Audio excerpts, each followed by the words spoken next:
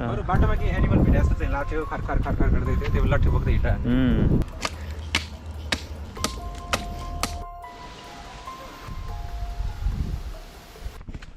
Welcome to Bhasmasur!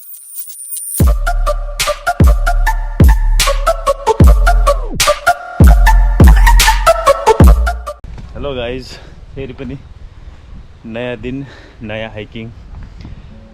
यो location देखेर पक्कै पनि पुरानो भिडियो तपाईले याद गर्नुभयो होला।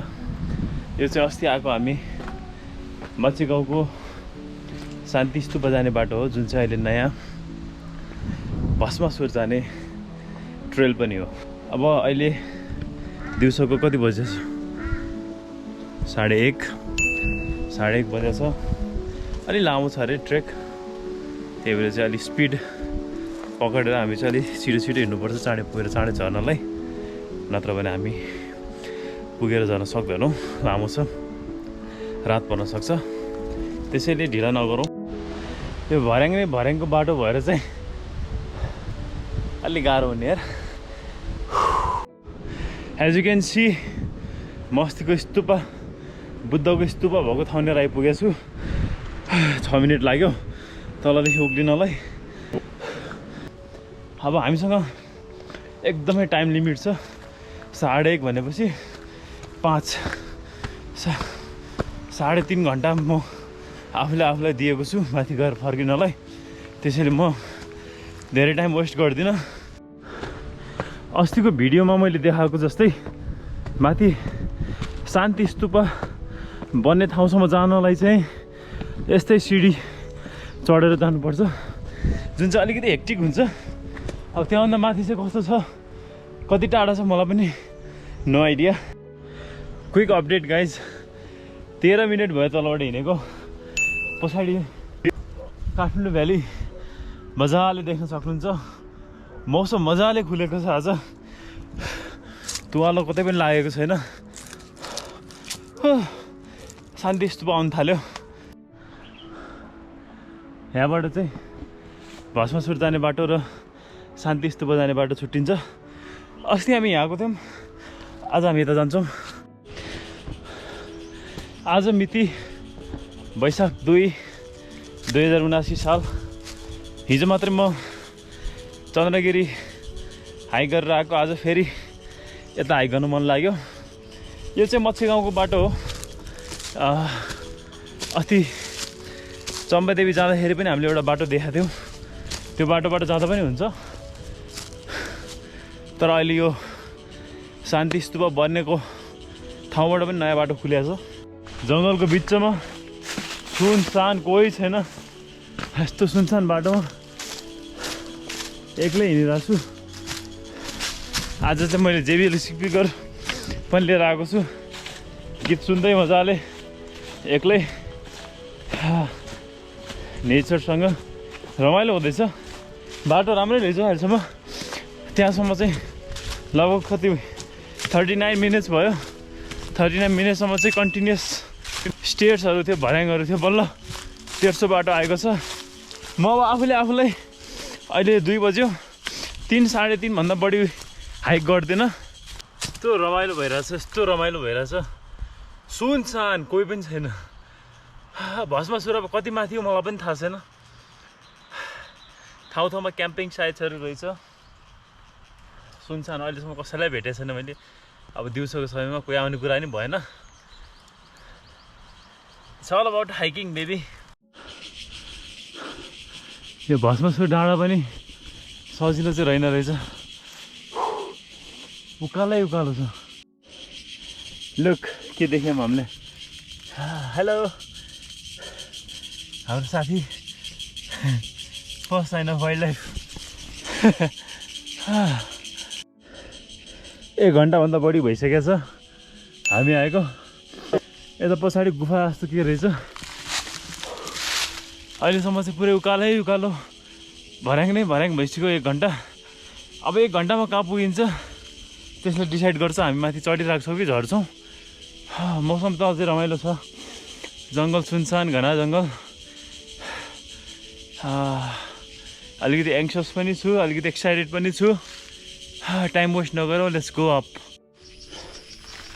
यार यो जङ्गलमा भुसुना आएर झिङ्गाहरू किन कानमा गुँ गरिरहेको छ, पछि पछि लाग्छ। कसैलाई यसको साइन्टिफिक रिजन थाहा छ भने मलाई भनिदिनुहोस् त।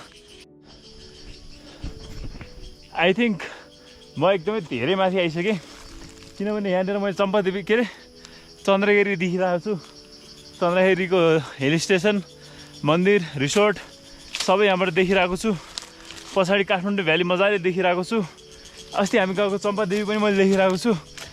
भन्नुको मतलब 1 घन्टामा त म माथि पुग्छु होला। आइ एम ह्याप्पी कि माथिबाट केही न केही भ्यू त देखिरहेको छ।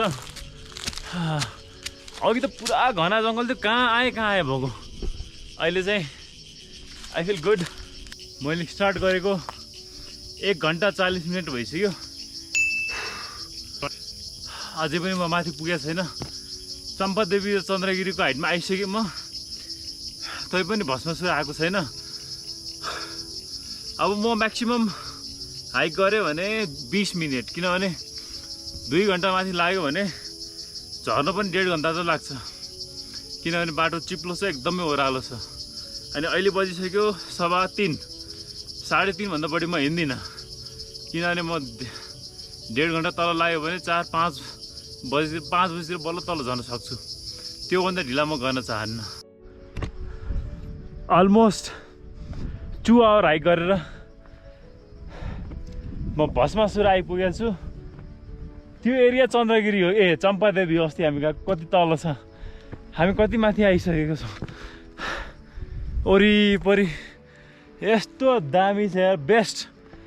Worth it, totally worth it man. अब अलिकति माथि भर्याङ छ, त्यहाँ जान्छौँ, त्यहाँबाट कस्तो देखिन्छ भ्यू हेर्छौँ। पछाडि हेर्नु होला काठमाडौँ क्या दामी देखिएछ आज, क्या राम्रो मौसम यार। हजुरहरू नै मैले फर्स्ट देखेको, बाटोभरि कोही पनि हुनुहुन्न। बाटोमा के एनिमल भेटे जस्तो चाहिँ लाग्थ्यो, खर गर्दै थियो, त्यो लट्ठी बोक्दै हिँडिरहेको। यस्तो दामी भ्यू देखेछ यो, तर अल्टिमेट है यो त। यतिको भ्यू चाहिँ कतै देख्दैन ल। चम्पादेवीबाट पनि खासै नदेखिने। हिजो म चन्द्रगिरी हिँडेको, आज यता आएको। प्लेन पनि हेर्नु न क्या दामी देखेछ। लौ कति तल देखेको, यहाँबाट त्यो गोप्रोले त देख्दैन होला। फाइनली भस्मासुर हिलमा आइपुग्यौँ। 2505 metre above the sea level. 1 हप्तामा 3टा डाँडा कभर गर्यो, चम्पादेवी, चन्द्रगिरी, भस्मासुर। सबसे बेस्ट भनेको हिँड्नलाई चम्पादेवी, सबसे सजिलो भनेको भस्मासुर, तर सबसे हाइटमा सबसे टफ लागेको मलाई चन्द्रगिरी। वरिपरि घुम्छु, क्या दामी ट्री रहेछ। ओहो दामी यार। अघि 2 जना जो भेटिनु भएको छ, उहाँहरू आएको बाटो पनि सर्टकट छ, राम्रो छ भन्नुभएको छ। अनि उहाँहरूले बिचमा चितुवा देखेको जस्तो मान्नुभयो अरे, स्मेल त्यस्तै आएको थियो अरे। अनि यो जङ्गलमा चितुवा पनि आउँछ, त्यही भएर चाहिँ म एक्लै हिँड्नुभन्दा साथी पाएकोलाई साथीसँगै हिँडौँ भन्ने चाहिँ डिसिसन लिएँ मैले। उहाँहरूले मलाई त्यहाँ कुरिराख्नु भएको छ, म उहाँहरूलाई भेट्छु अनि हामी सँगै त्यहाँबाट जान्छौँ। बाई भस्मासुर। मसँग धेरै टाइम छैन आज बस्नलाई, किनभने मैले हाइक सुरु गरेको 2 घन्टा 8 मिनट भइसक्यो, 3:30 भइसक्यो। उहाँ अघि भेटेको साथीहरूले भनेअनुसार यो बाटो चाहिँ 1 घन्टामा झरिन्छ अरे। म आएको बाटो अलि लामो थियो, अनि पात खसेर बढी चिप्लो छ यो बाटो म आएको चाहिँ। त्यही भएर चाहिँ साथी पाउँदा साथीसँगै हिँड्ने डिसिसन लिएँ मैले। यसरी यहाँ दिएको छ, यताबाट रिसोर्ट पनि जाँदो रहेछ, चम्पादेवी पनि जान मिल्यो यताबाट झरेर। अघि एक्लै हिँड्दाखेरि कस्तो कस्तो भइरहेछ, अहिले मान्छेहरू जम्मा हुँदाखेरि त रमाइलो भयो। कति बजीतिर आउँछ चितुवा आयो भने चाहिँ? हो बिहान पनि आउँछ होला। पानी खाने ठाउँ कता छ र यता? खोला नालाहरू छ र यता? हो त्यस्तोमा आउँछ कि बढी। यहाँ त पुरा टेन्ट सेन्ट क्याम्पिङ साइड रहेछ। आज भोलि स्याटरडे, आज फ्राइडे नाइट। ओहो पुरै यो त मार्दितिर हिँडे जस्तो भएछ पुरै यस्तो दामी हेर मान्छेलाई स्ट्रेस रिलिफ गर्न चाहिँ कहाँ आउनुपर्ने अब यस्तोमा आएर क्याम्प अब यसरी क्याम्पमा भाडामा लिएर क्याम्पिङ गर्ने तर दामी यहाँबाट त भ्यू पनि खतरा देख्छ टक्क तल काठमाडौँको भ्यू हेर्दै रिसोर्ट भनेको यही नै होला होइन ए यस्तो दामी रहेछ यहाँ तर ठाउँ त दामी छ हेर यहाँको छाप भन्ज्याङ रिसोर्ट यस्तो दामी छ बिच जङ्गलमा अघि आएको र अहिले आएको बाटोमा त कति फरक छ म उताबाट गएको चाहिँ सातो जाने रहेछ तर यताबाट दामी यस्तो भ्यू पनि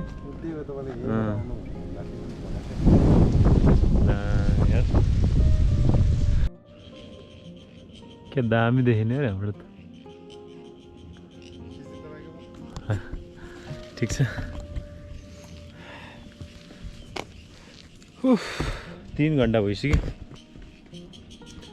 3 घन्टा 9 मिनट हजुर किन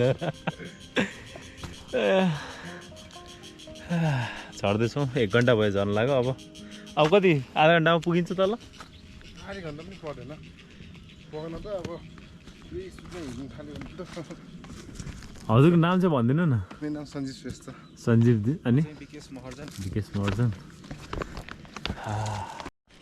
फाइनली जङ्गलको बाटो सकिएको छ 3 hours 29 minutesमा अरे ब्याड एक्लै भएको भए चाहिँ अलिक गाह्रो हुन्थ्यो होला तर साथीहरू भेटाएर चाहिँ छिटो भयो ओभरअलमा worth it totally worth it one of the best hiking spot Bhasmasur 3 years भइरहेछ हाम्रो तर अनप्लान एडभेन्चर्सहरूको मजा नै यस्तै हुन्छ कि कहाँ कति बेला के भेटिन्छ कस्तो हुन्छ थाहै हुँदैन कहिले राम्रो कहिले नराम्रो आज कहिले सोचेको थियो घर बसिरहेको थियो जङ्गल हिँडेको यस्तो रमाइलो भयो हस् थ्याङ्क यू लेखिदिएकोमा कफी डक्टर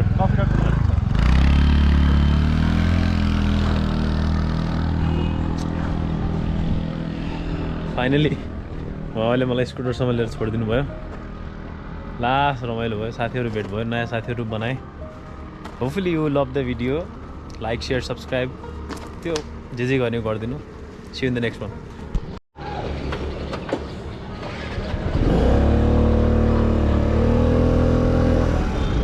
तर लास्टै रमाइलो भयो यार आज है एक्लै ट्राभल गरेको थिएन मैले अहिलेसम्म तर हिजो चन्द्रगिरी आज भस्मासुर दुईवटा सोलो हाइक गरेको डर त लाग्ने रहेछ अलिअलि कस्तो हुने है तर रमाइलो पनि भयो साथीहरू भेट्दाखेरि चाहिँ रमाइलो नयाँ मान्छे भेटिन्छ नयाँ एक्सपिरियन्सहरू सुनिन्छ त्यो हिसाबले चाहिँ एकदमै रमाइलो लाग्यो मलाई